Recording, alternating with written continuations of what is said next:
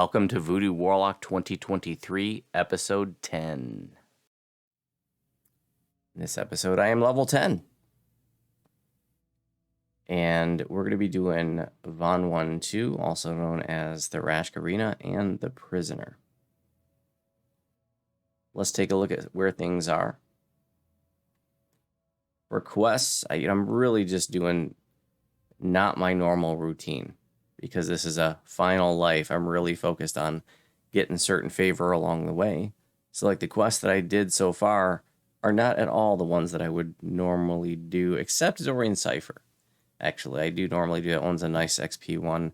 And halfway through it, I was like, I should have included this one in the episode. I did solo it.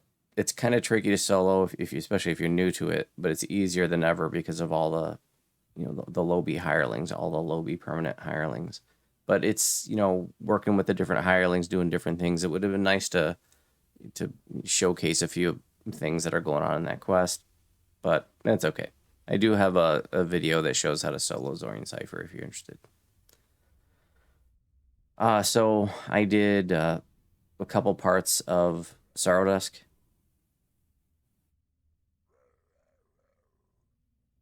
And I did all of Threnel, and a lot of that stuff is higher level, but I just did it all at this level just to knock it all out. Got another Mantle, the World Shaper, which I can use to make another Master's Gift. Augment, plus 5% XP augment.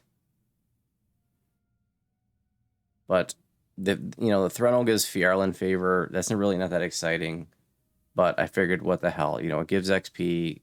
I could use a little Fjarlin favor to get +2 to Perform. Perform does affect sonic spell power, and I do sonic damage through my pact, even though DPS isn't a focal point of this build. Hey, what the hell? 2 more sonic spell power just for some favor, why not? And these quests are going to give me House K favor, and that's going to be used to open up additional bank space. There's one bank space available at 75k favor and another one at 150 favor.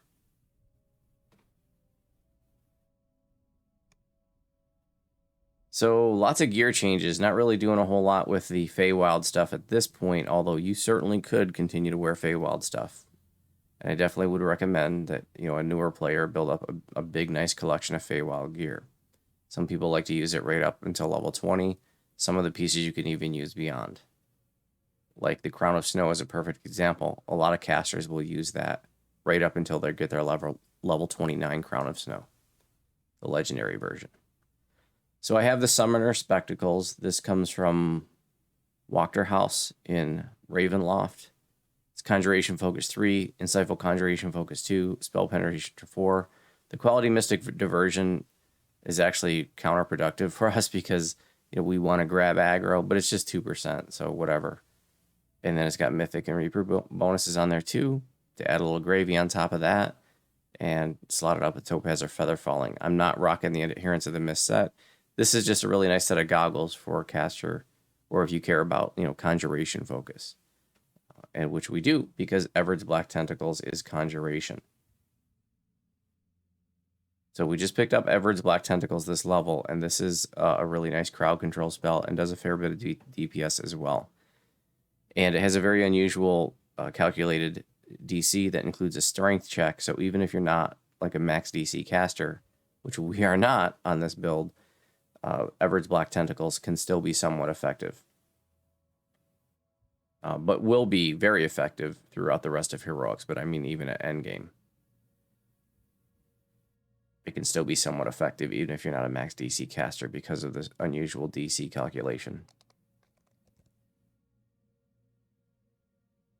If you don't have that, that's okay. You can craft yourself some conjuration goggles. This is actually what you can craft with King of Crafting in terms of conjuration focus is about the same as this. Altogether, the whole package.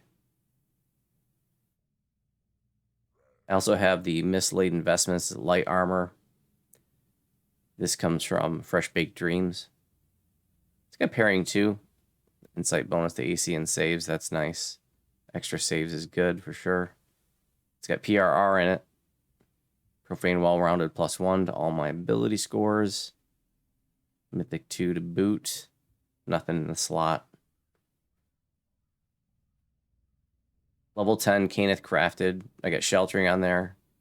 You know, the armor had physical sheltering, but I don't have a source of magical sheltering, so I went ahead and did sheltering through Caneth Crafting, and that covers both. Resistance 5, dodge 6, so just some important stats to have. You definitely want to have a resistance item. If you don't, you can augment it, and the value that you can get through augments is very competitive. Dodge, same thing. If you don't have it on your gear, you're going to want to augment that. That also has feather falling on it, so redundant. And Caneth Crafted in Constitution 6, Insightful Constitution 2, Dexterity 6, slotted with Sapphire False Life 18.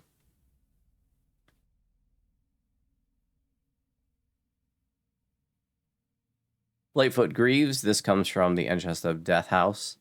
All on Freedom of Movement boots, pretty nice. Not a bad farm, it's a fairly short quest, and bound to account, so you can move it over to whatever tune you want. It's a really, really nice set of heroic Freedom of Movement boots. Speed 20 if you need it. Got some natural armor there. The reflex save that it gives doesn't stack with the saves from the bracers. How do we know? Because that says resistance 5 plus 5 resistance bonus to fortitude, reflex, and will saves. And here it says plus 5 resistance bonus to reflex saves. Remember, so it's the same type. It's a resistance bonus. The reflex save. Same type, a resistance bonus. They do not stack. Got to slot it up with the Master's Gift Augment for 5% extra XP. Affects all sources of XP. Or, I shouldn't say all sources. Quest XP, including Reaper XP. Heroic, Epic, and Legendary Quest XP, as well as Reaper XP.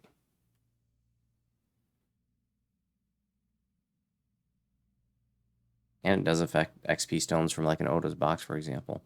Caneth Crafted gloves here.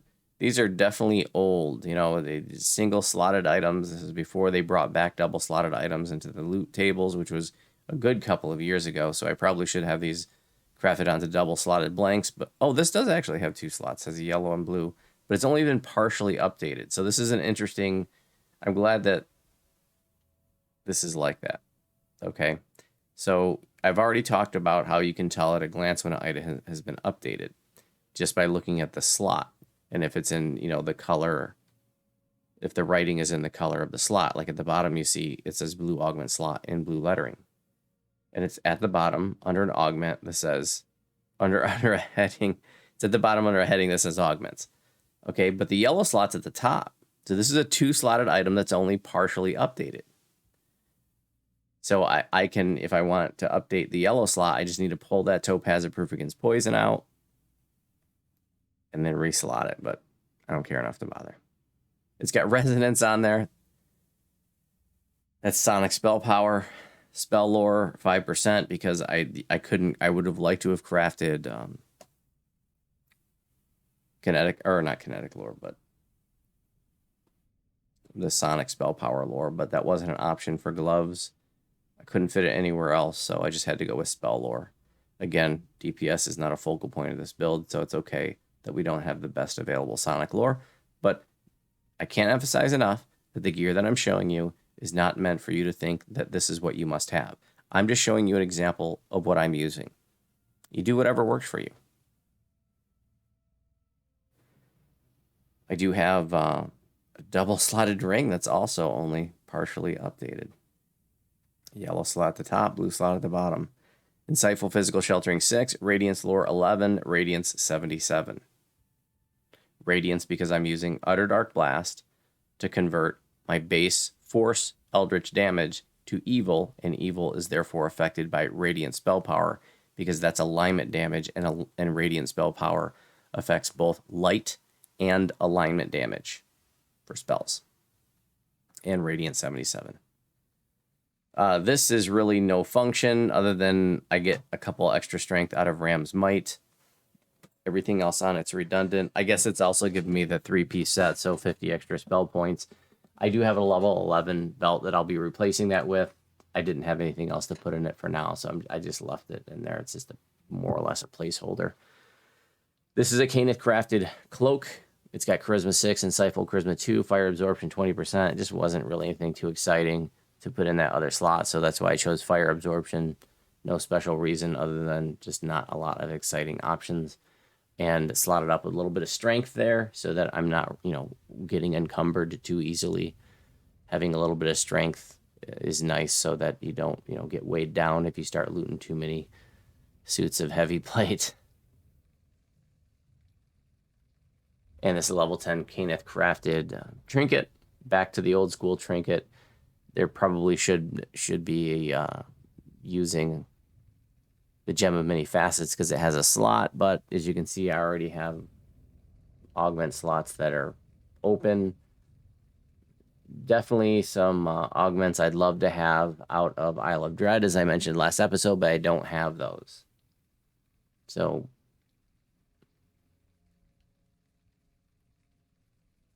anyways, this is Spell Saves 5, Healing Amplification 22, Insightful Radiance 38.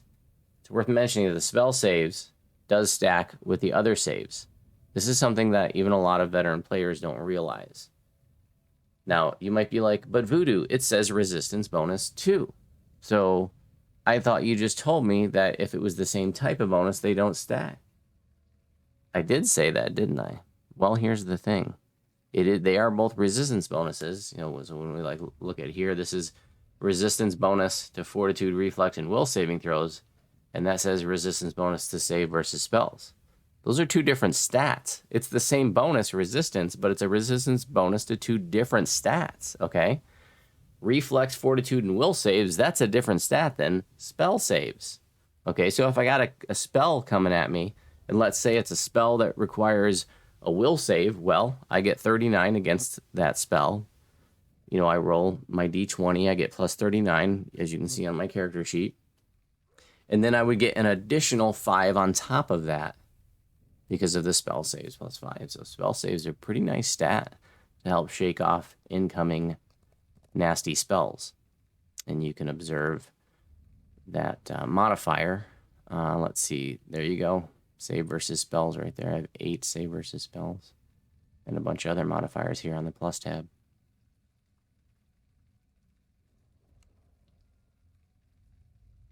Okay, still have the Amber Pendant. This is more or less a placeholder too at this point. I do have a different necklace I'm going to be using at level 11. Although I'm benefiting from a little bit. I got the Eldritch Resistance Ritual on there. It gives you +1 stacking bonus to my saves. That's down at the Stone of Change. I can't remember if I mentioned this in the series already, but if you are not familiar with crafting on the Stone of Change, I will put a link in this video to how to craft the Stone of Change. There is a half a dozen recipes that it does, and they're still relevant by today's standards. +1 bonus to saves isn't, a ton, but hey, it doesn't take up a slot. I can add it on, in basically any piece of jewelry, so why the hell not? I'll take +1 stacking bonus to saves. Hell yeah. And remember what I said earlier. It's all those little extra +1s and 2s that are in your build that make the difference between you and the next build. So don't shake a stick at all those +1s or +2s. All right. I have a couple new weapons in my hands. So I got rid of the shield because this armor does, I was using the crafted armor before that I was mitigating 5% spell failure. Well, this new armor doesn't have that, so I just using the Macabre Scepter and the Barovia Scepter for some general stats.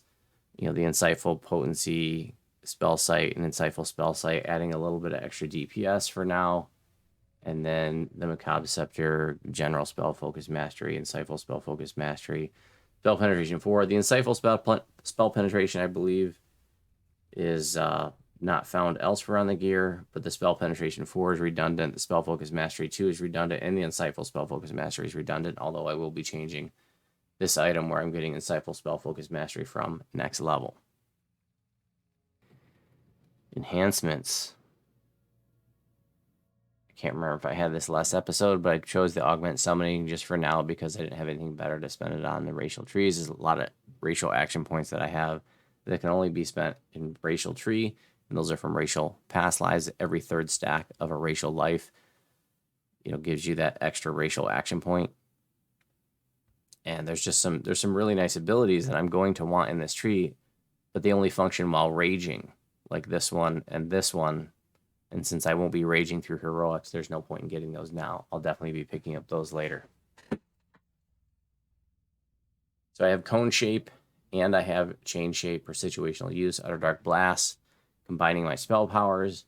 Consume Stricken, a little extra DPS here. Staunch, very important. Wand and Scroll Mastery. Couple points of charisma. No big whoop. I have 1 point in Fey Dark Illusionist because I do have like a universal action point tome that can only be spent in a universal tree. So if you have that on a caster, this is a great place to spend it because it gives you 5 more force spell power and 5 more universal spell power. Universal spell power is a different stat than individual spell powers, so that does stack. If you look at this sheet here, you'll see that it itemizes all the individual spell powers, and at the bottom of that top list there, universal is separate. That is a separate stat.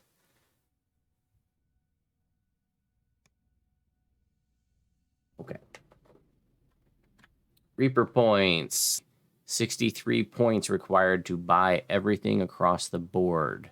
Now remember, if we hover over Core 1, we can see that at level 6 through 10, I can only benefit from at most 100 extra hit points.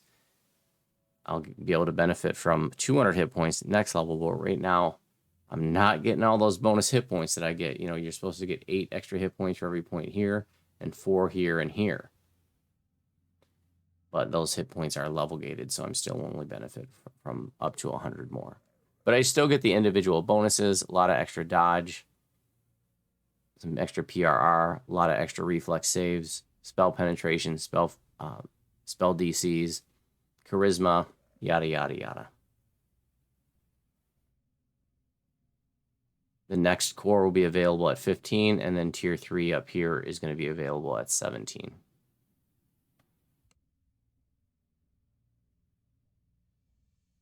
Let's see, besides the House P favor,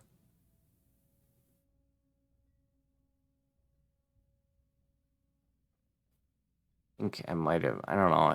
I think I picked up tier 2 Gatekeeper's favor after the last episode, so that was another 5 hit points. Picked up the Denise tier 1 favor.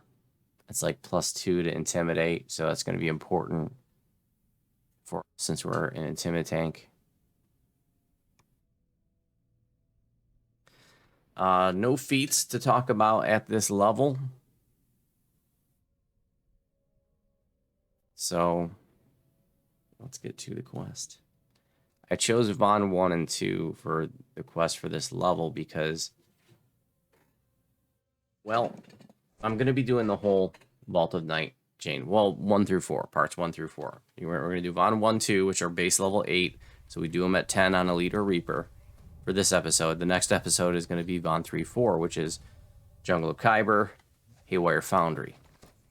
Because if you're a new player, I want you to know how to get flagged for Von 5, and I want you to learn how to do Von 5, 6. Those are the rates.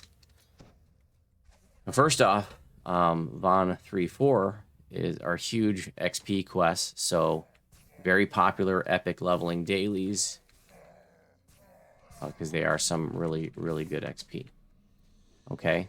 And then, I want you to know how to do all these quests because, I want you to be able to get flagged for Von 5 and learn Von 5. And like I said before, I got teaching raid videos for every raid in the game on my YouTube channel. Vault of Night, Von 5, 6, which are the Vault of Night and the Plane of Night, are excellent, excellent raids to learn because they're huge XP raids in both Heroic and Epic. All the loot was just redone within this past year. And, it's a good looking loot. And the Epic and Heroics is redone. All new legendary versions. In some cases, some of that stuff can be upgraded to perfected artifact versions. New set bonuses added. So gear, XP. You can also get greater tokens of the 12. from Bond 6. It's, you know, even though it's like our oldest raid, it still remains a very, very popular raid and a very relevant raid. So I implore you to learn it. You know, Von 5 is kind of intricate, but it's not hard. You know, we're not talking rocket surgery here. Because if it was, I sure as hell wouldn't be able to do it. Okay, it's just a function of like, you know, hey, this puzzle over here, you know, unlocks this thing over there, and you got to pick up this thing here and to use it to unlock the thing over there, and here's how you got to set the rune wheels, and here's how this other task works. It's just a bunch of little tasks, you know, it's no big whoop. But you stick it all together and, you know, it can be a little overwhelming. And here's a dirty little secret. You remember I told you before how a whole lot of people join pug raids who don't really know how the raid works? You know, they just know what they need to know to get by. Well, here's another dirty little secret for you. You watch my teaching raid video for Von 5.6. You're going to know more than a lot of the veterans of Von 5 even know. Because here's the thing. There are a ton of veteran players who are veterans of Von 5 who would be embarrassed to admit how they don't know how that whole raid works, even though they may have run it literally hundreds of times. And like I said, there's nothing hard about it, but it's just the kind of thing, like if nobody shows you, hey, this is what the ring is for, this is what the voice is for, this is what the adamantine coffer is for, this is, you know, and so on. Damn phone alarm is going off. This happened in another episode. Telling me to take my melatonin.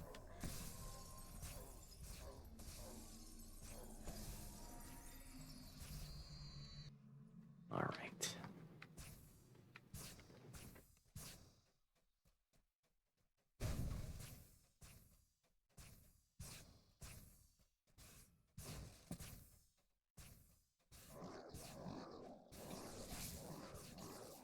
This whole chain is very popular, but especially part 3 and 4.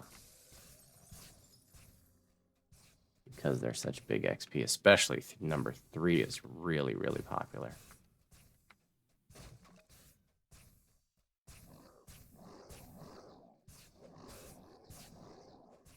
These also give House K favor, and you're going to want that bank space that K favor gives.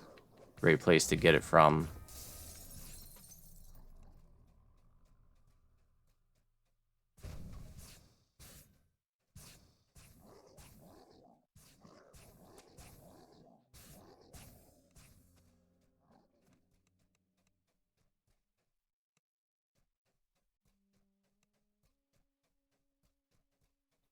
Vault of Night, or Bond 5 anyways, is a raid that someone can easily do dozens of times and still not understand the half of it. And again, it's not hard. It's just a little intricate, but no big deal, right? You watch my teaching raid video, you're going to be good to go. You're going to be like, I know how to do this. Give me that ring and voice. I know what it's for. I know how to set these rune wheels.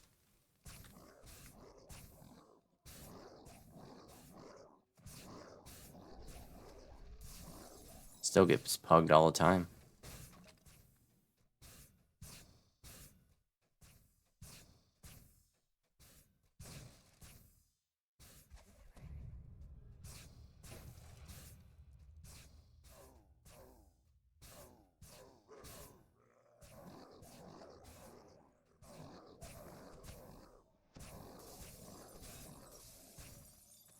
So next episode, episode 11, will be the final episode where I'm blasting. Starting in episode 12, at level 12, we will be a burster. And finally the build will come into its own.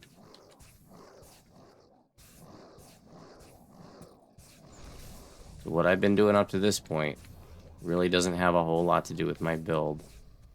At least the way I've been playing it, you know, obviously the feat choices and skill choices and stuff are geared towards the end game, but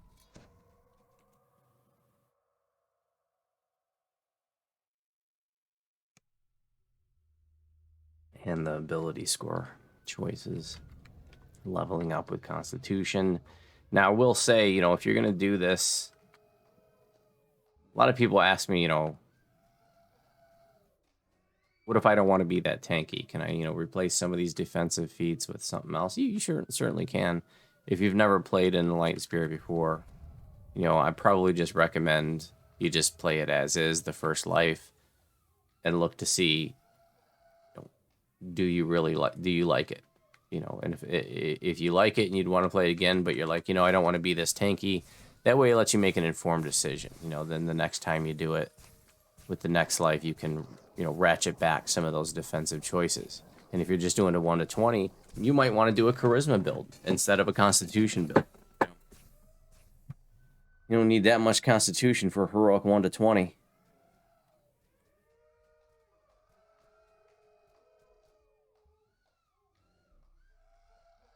I've done that. You know, when I was doing some of my racials and just going 1 to 20, I just did charisma build. So my spells hit better.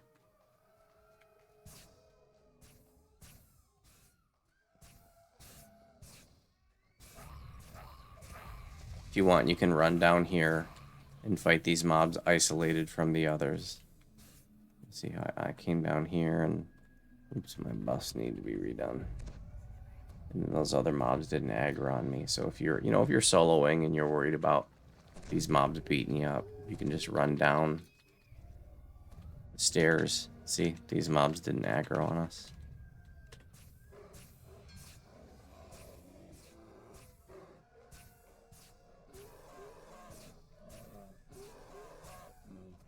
Could imagine such a disaster. So many great gladiators slaughtered in their prime.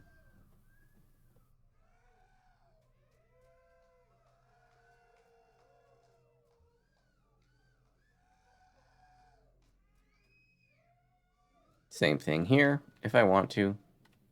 You know, I can run down. Isolate, you know, at least one set of mobs. And these kobolds are pretty nasty.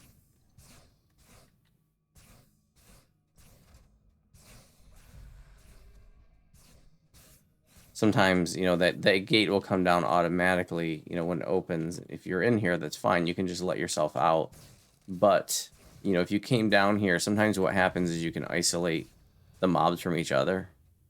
Like there will be a kobold stuck behind there, but you know, if he's aggroed on you, you can usually just back up and he'll come through on his own.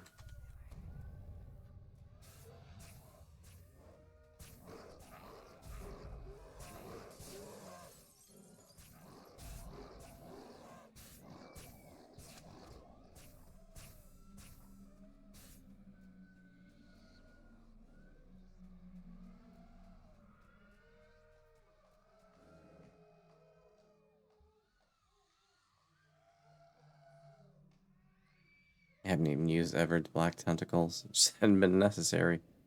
But I'm going to use it now. I'm going to hit both my spell power boosts and throw one at the bottom, and he's going to have to walk through it to get up to me, and he's going to take some damage.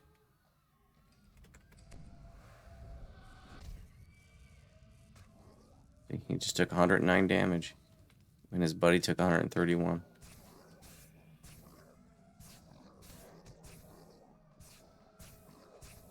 You can put spell absorption on if you want. He's got a club that when it hits you, can make you dance. You can put spell absorption on to avoid that if you want to. Alright. Well, that's that. Pick up the axe over there to finish it. But I know there's an extra chest I can get over here. There's another one out there in the gate tower too if you want. And there's some more breakables. If you try and do breakables bonus, there's breakables down all these tunnels.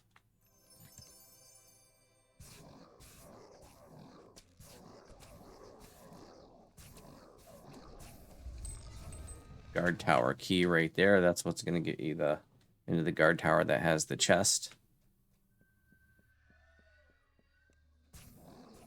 Or, you know, as soon as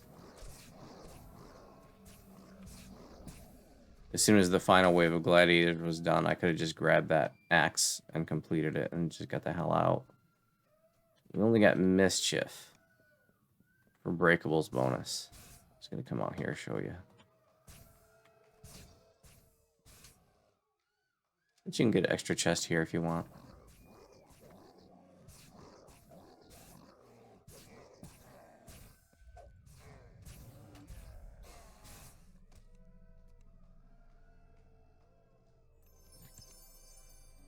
And there is a collectible, I believe, in this other guard tower.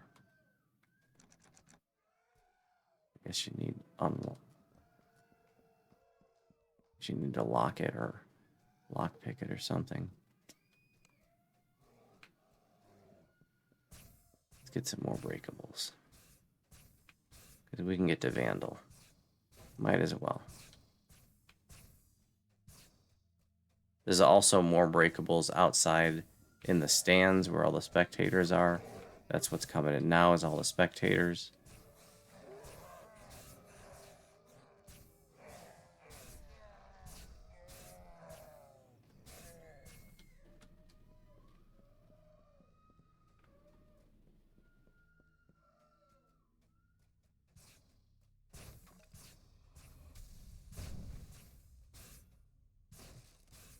All right, we got Vandal.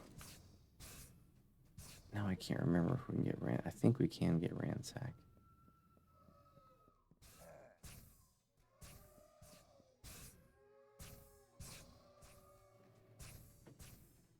Man, I must have missed a bunch outside in the stands.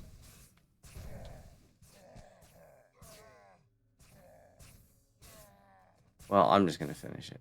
I'm just going to let Ransack go. I don't need the XP. In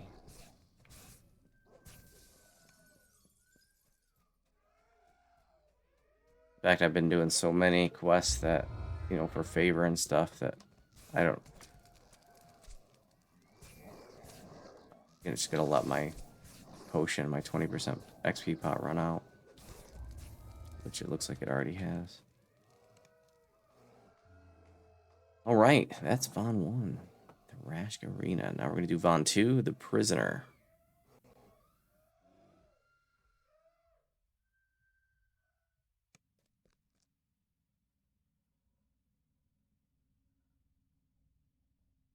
Anything cool on the list?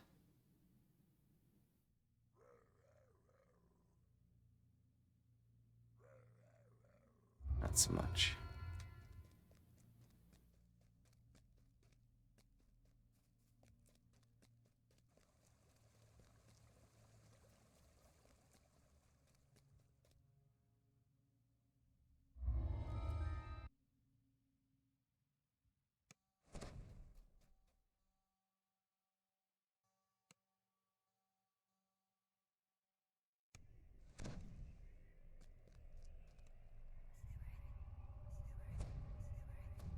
See if Froggo is useful for the traps in this one.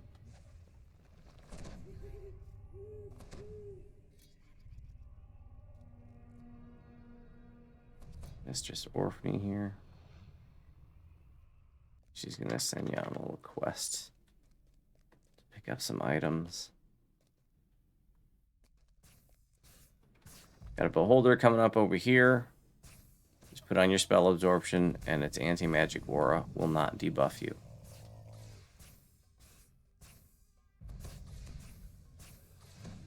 Okay, the beholder's dead.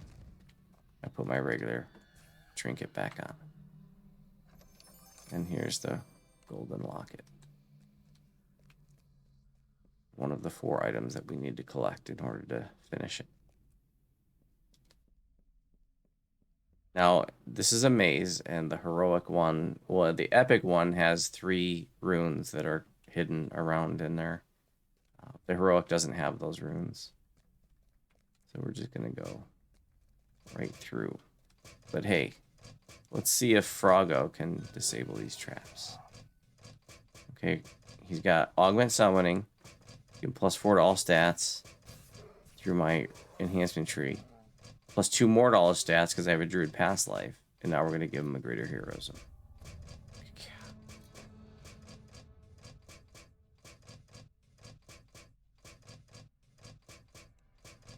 Found it. And he blew it. Good job, Froggo.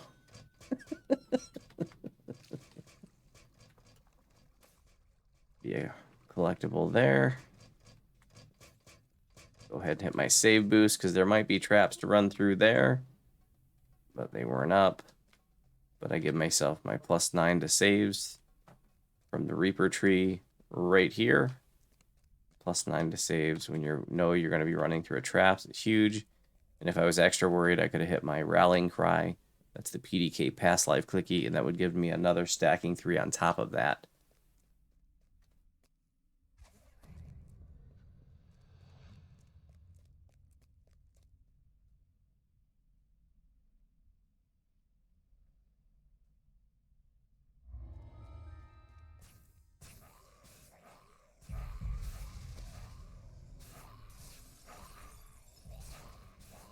If you have a lock-picking ability, you can just pick the lock on this chest. You got a small Everon Dragon Shard. Nice.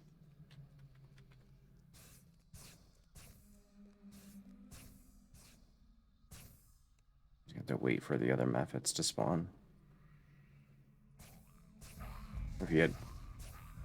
If you were the Great Old One pack, that comes with Knock as one of your bonus spells.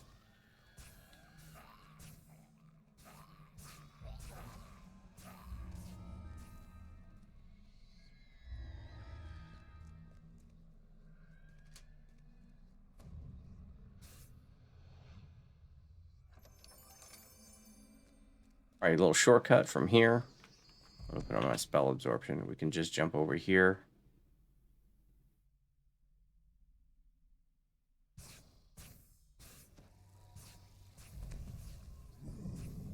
Again, spell absorption will make it so that Beholder does not debuff me. Throw myself a heal scroll, heal myself up, put my regular trinket back on.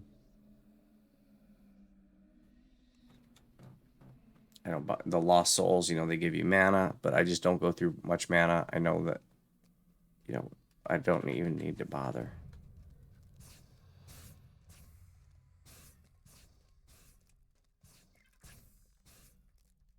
The fact that Warlocks are not as spell point dependent casters as some other classes, because their Eldritch Blast and Burst don't cost any mana. You know, they have a lot of spells that do cost mana, but because you can always blast and burst without mana, it kind of is a good starter caster class. A lot of people, when they're new to playing casters, they struggle with mana conservation. It's just less of an issue for Warlocks because the blast and bursts are free.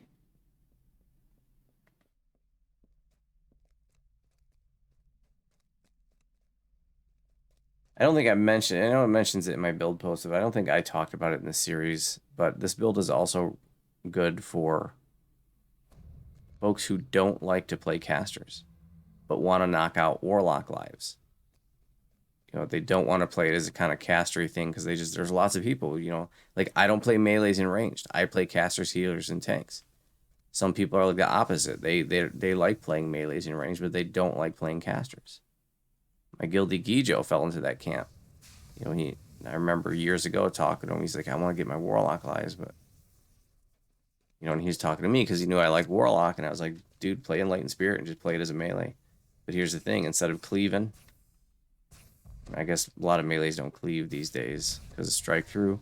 But, you know, instead of cleaving, you just burst. Instead of, you know, cleave, you know, swing, swing, cleave, cleave. It's just burst, burst, swing, swing. You just swing a weapon at mobs and burst. Burst your way through life. So we get to bursting. It's a very intuitive, should be a very intuitive playstyle for melees.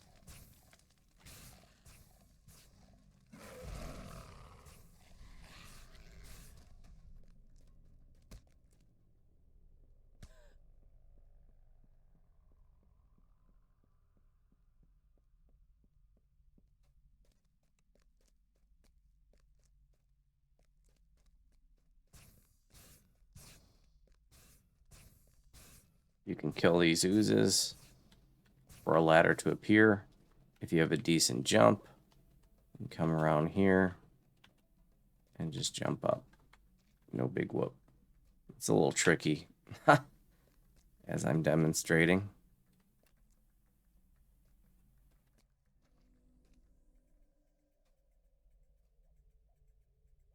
Just jump up there. Bada bing, bada boom. Kind of hard to see through all the leaves. The X marks the safe spots. See the X's there?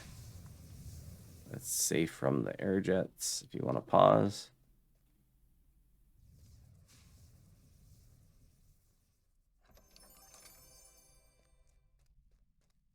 And now we can go to the end.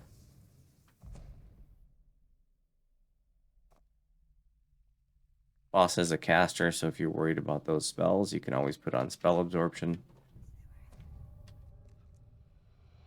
Just got to give all the items back to Worfney.